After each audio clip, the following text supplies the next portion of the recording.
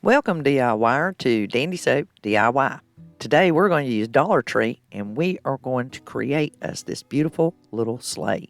So this is the Dollar Tree Wreath Hanger Hack. Grab you one of the little wooden crates. You can pick either one you like and two of the Dollar Tree Wreath Hangers along with your Needlenose Pliers. You'll need your ruler. So we already see the previous tab on these holders is an inch down. So let's go ahead and grab our marker and mark ours 1 inch down on the opposing side. And this is the long piece of the hanger. We are going to be using almost every single inch of this hanger. So stick around. You'll see how we form this. This is going to be our sleigh skis as well as our rudders that are going to hold it, or per se our axles. So go above your mark with your Needlenose Pliers and bend it. DIY is not for sissies. It will take some strength and elbow grease, and if you're not strong enough, ask someone to assist you. This is so worth the effort and energy, and as you already see, he is just beautiful in his sleigh. The great thing, for this being at Christmas, you can make your own Dollar Tree miniature sleigh, decorate it every single Christmas, and keep it around. It will last, and you can always update it, repaint it, things of that nature. So once you get that next bend going, you bend it back and forth, it's going to snap. I want to show you this. The bend we made and the previous tab that was already in that wreath, we need to place that bend underneath. And voila, we now have a coupling per se. This is going to be our axle to attach to our skis and then attach to our sleigh. So let's do another one. We already have it marked, and we know to bend that right at that mark, just in front of it, and bend it towards us. Once we get that bend created, now bend it on around, and we're trying to, per se, make a square, but it's more rounded because this metal is intense. It is heavy duty. It is very strong and durable. And this is so worth the effort. Now when you make this next bend, it's coming back towards you. And once you get that bend going, you can really easily just bend it back and forth, and it's going to snap to break that difference off.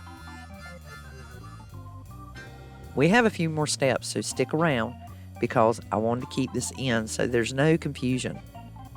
Now we want to slide that underneath the already existing tab in the Dollar Tree wreath hanger. And voila, we now have two. Yes, the second one we made is a little bigger, so you can finesse it and work on it like I did. And now I'm back on camera to show you that I've gotten them pretty close, but they're not going to be perfect. Remember, you are making this. Now we need to measure our skis, and we need them to be the same size. So take your crate, lay it up there, and decide that you want 1 inch in the rear of your ski. So it needs to extend 1 inch beyond the distance of your crate. And of course, you want that one distance in the front, so that's about 1 inch as well. And once you've gotten both of these bent and the difference broken off, and as you see, you put those pliers right there at that mark and bend it and back and forth, and always put your pliers just in front of your mark. That way when you bend it, it's going to bend where you want it. Now take your sanding sponge, and just to make sure there's no rough edging on your metal or shards, just sand it a little bit. There really wasn't any shards or metal hanging off, but I did it anyway. And here's Rosie. I'll leave an affiliate link to her down below for cleanup. At this point, I am basically staging, and just to give you an idea what it's going to look like. So what we want is we want our skis to be 1 inch apart from each other. Take your time and make it precise. This is important because this is going to hold up for many years to come. So 1 inch apart, are the skis, and 1 3/4 inches from each other as far as your rudders or axles from each other. And now you want to go ahead and mark them exactly where they're going to sit on the metal. So we have an extra step to go here. Grab your sanding sponge again and make sure you sand the metal where the metal will be touching. You want to also do your skis, and just only where the metal's going to be touching. That roughness gives us great adhesion. It will last for many, many years. Since we've got that done, use your ruler again, and there again, slide your skis apart from each other 1 inch and go all the way across there. I always do 3 areas. Place your axles, and now you want to put your adhesion on there.